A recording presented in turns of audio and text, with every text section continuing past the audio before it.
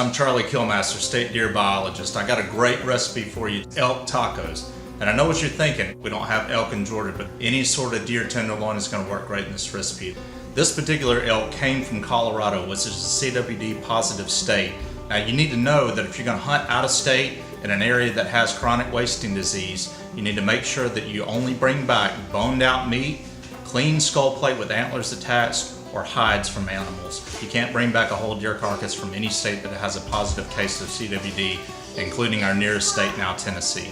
I've got about 1.5 cups of masa here. I'm just gonna add a little bit of salt to taste. I've got some lukewarm water here. I don't really measure, I just go by the feel.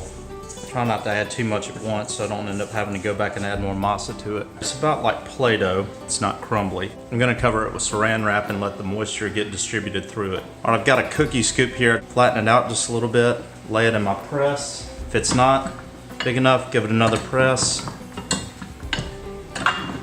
All right, that's about right. Then you just peel the top piece off. You can hold the bottom one, and I just peel that away and flop it right on the grill. 45 seconds aside on these. And I'm gonna find the hottest part of this grill because I just want a real quick, good sear. I'm gonna add some clarified butter. You can either make it or buy it. And just a quick sear. These are cut out of the tenderloin of the elk. They've been in the sous vide for about 2 hours in the marinade.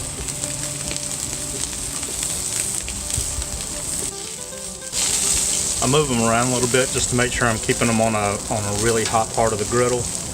Turn them up and get any flat edges I can. All right, now we're gonna take these off and cover them up and pull and let them rest for a little bit. Now we're just gonna slice these very thinly. And I'm gonna cut it into a few little bit smaller pieces.